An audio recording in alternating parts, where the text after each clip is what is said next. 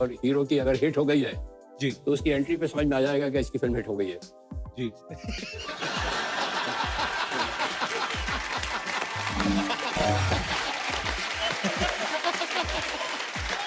जी जी कैसे हो भाई? मैं ठीक हूँ जी। सब ठीक? जी सब ठीक। Keep it up.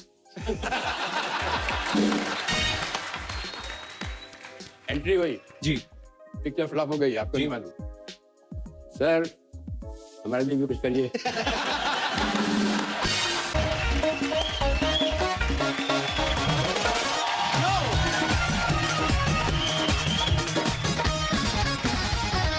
दोस्तों, जैसा हमने आप सबके साथ प्रॉमिस किया था कि हमारे जो मेहमान हैं वो आज भी बने रहेंगे, तो वो आज भी बने हुए हैं। Please welcome mister Salman Khan, Arbaaz Khan and Sohail Khan. तो अब वक्त है उन्हें स्टेज पर इनवाइट करने का, जिन्होंने हिंदी सिनेमा के इतिहास में राइटर्स का नाम जो है वो फिल्म स्टार से भी ऊंचा कर दिया, जिन्होंने साबित किया कि फिल्में सिर्फ एक्टर के नाम से ही नहीं बल्कि कहानी के दम से चलती हैं। भले लोग फिल्म स्टार्स के पीछे भागते हो, लेकिन फिल्म स्टार जो हैं वो इनकी लिखी कहानी के पीछे भागते थे। तो प्लीज वेलकम हिंदी सिनेमा में एक राइटर को उसका मुकाम, उसका हक और उसका सम्मान दिलाने वाले, सुपर हिट फिल्मों की झड़ी लगाने वाले, the one and only living legend Salim Khan साहब।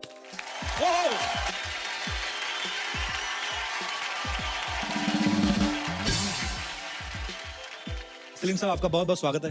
Thank you. बड़ी सालों से हमारी तमन्ना थी कि सलीम साहब हमारे शो पे आए, तो 2 बार शो शुरू किया, बंद हो गया। तो आज हमारी किस्मत में शायद लिखा था कि इस सीजन में सलीम खान साहब जो हैं वो हमें यहाँ पे दर्शन देंगे। जोरदार तालियां सलीम साहब के लिए। सर, सबसे पहले तो हिंदी सिनेमा को जो आपने एक नई पहचान दी है जी, उसके लिए आपका बहुत बहुत धन्यवाद। Thank you. और मैं अगर फिल्मों के नाम गिनाने पे आऊं तो शायद बहुत समय जाएगा। ये ऐसी फिल्में हैं मेरे ख्याल से जो माइलस्टोन है, एक एक फिल्म पे तालियां बनती हैं। यादों की बारात, हाथी मेरे साथी, जंजीर, दीवार, शोले, त्रिशूल, डॉन, काला पत्थर, ना जाने कितनी ही यादगार फिल्में जो हैं सलीम साहब ने लिखी हैं।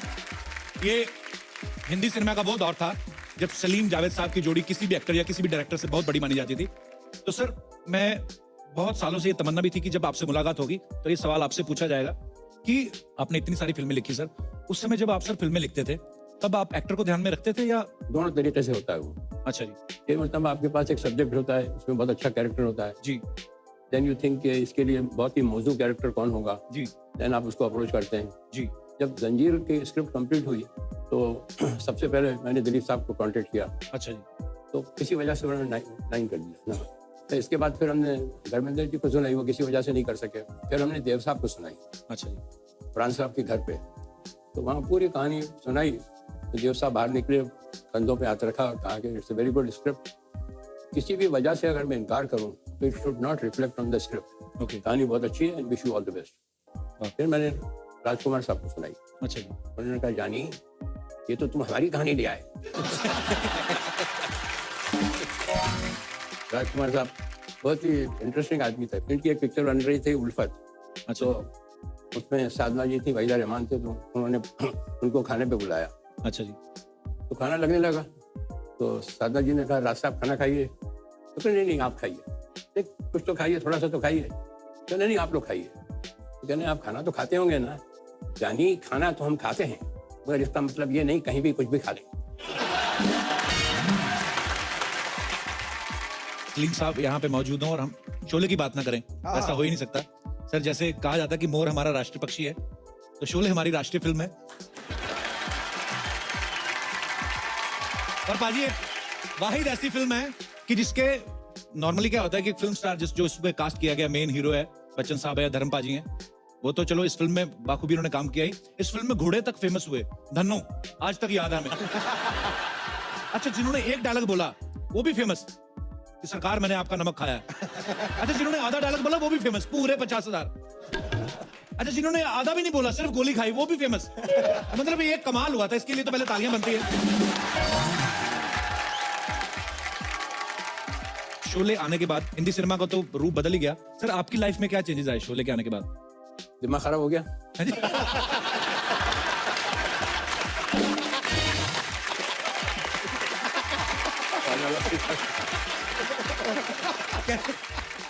मैं आपको फिल्म इंडस्ट्री में आप किसी पार्टी में हो जी और आपको फिल्म के बारे में ना मालूम हो जी कि क्या चल रहा है, कौन सी पिक्चर हिट हुई, और हीरो की अगर हिट हो गई है जी तो उसकी एंट्री पे समझ में आ जाएगा कि इसकी फिल्म हिट हो गई है। जी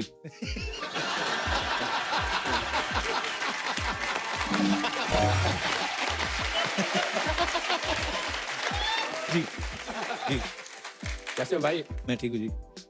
सब ठीक? जी सब ठीक। Keep it up. एंट्री हुई, जी पिक्चर फ्लॉप हो गई, आपको नहीं मालूम। सर हमारे लिए भी कुछ करिए।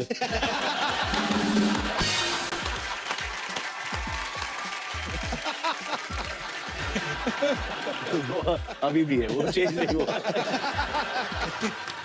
जब शोले के बारे में आपने पूछा, तो शोले में भी बहुत से लोगों ने, किसी ने 2 डायलॉग बोले थे, किसी ने 3 डायलॉग बोले थे। जी। तो एक उनमें से एक एक्टर को मैं जानता था। उनका था अच्छा खासा मकान था, 2-3 उसका रूम का। अच्छा जी तो छोटा सा रोल निकला तो मैंने उनको फोन किया।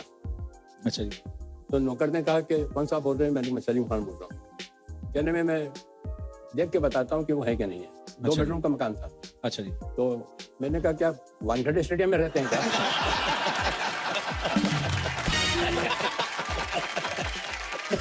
अच्छा जी तो मतलब मैंने कहा ना, हमारा दिमाग खराब होना ही था, उसका हो गया जिसने एक डायलॉग बोला था।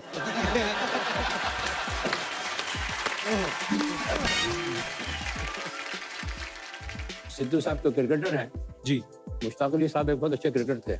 अच्छा जी तो इंदौर के थे, उनके साथ हम खेले भी थे, उन्होंने हमें सिखाया भी था। तो वो जब बॉम्बे आते थे तो मेरी यहाँ पर जरूर आते थे। अच्छा जी तो वक्त पे कोई बात चल रही थी कि वक्त क्या होता है। तो उन्होंने कहा सलीम मियाँ मैं आपको सुनाऊं वक्त क्या होता है। मैंने बताइए जी कि जब अच्छा वक्त आता है तो जहाँ बॉल पड़ती है वहाँ आदमी बैट नहीं घुमाता, जहाँ बैट घुमाता है वहाँ बॉल पड़ती है। वाह, क्या बात। तो सलीम साहब हमने सुना है जैसे अरबाज भाई भी को क्रिकेट का बड़ा शौक था, फिर सिंगिंग का भी हो गया, हाँ, तो फिर कंफ्यूज भी थे, मैंने सुना है कि बहुत कंफ्यूज थे। एक दिन आए भी मेरे पास। अच्छा जी तो तो उसने मेरे कहा, ख्याल से हाँ, देखा। म्यूजिक टीचर भी आते थे कोई सिखाने ना। आए, आए। म्यूजिक टीचर आते थे सिखाने ना। Can I talk to you? Ji ji Can I talk to you, daddy? वो जो इनको सिखा रहा था अपना मास्टर जी म्यूजिक, उसके लिए एंट्री मास्टर रखा था और खारजिम खाना में इनकी एंट्री करा दी थी कि रोज आते थे करने प्रैक्टिस। अच्छा जी क्रिकेटर्स काफी जानने वाले हैं हमारे, तो बहुत अच्छा ट्रीटमेंट मिलता था। तो दोनों तरफ से चल रहा था। तो जो गाना गाता था वो सिखाने आता था जी। वो नाक में गाता था। अच्छा जी मेरे नैना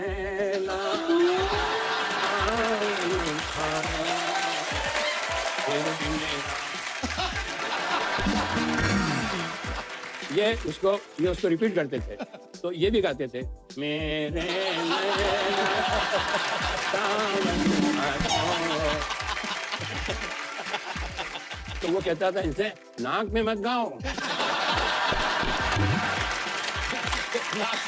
हलक से गाओ, हलक से, नाक में मत गाओ।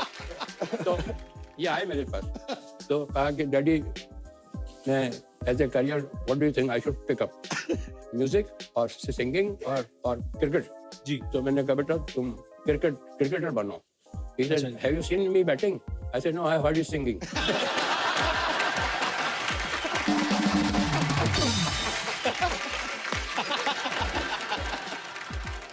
एक हमारे घर पे आदमी आता था। अच्छा जी मैं काफी काम में बिजी था, मैं कभी शाम को आ जाऊं जी तो गणेश आया, गणेश आया, गणेश आया, गणेश को चाय पिलाओ, गणेश को चाय पिलाओ। अरे गणेश साहब को देना, कुर्सी देना, स्टूल देना बैठने के लिए।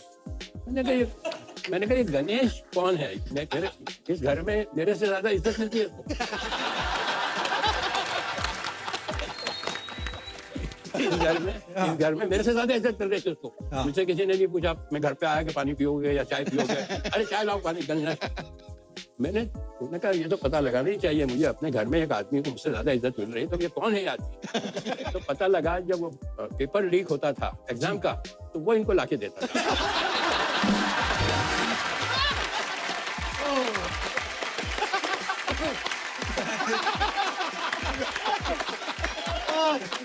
फोन कर रही है आज तो फिर में बड़े शरारती रहे हैं आप। अरे वो मेरे लिए था वो मेरा वाला था वो।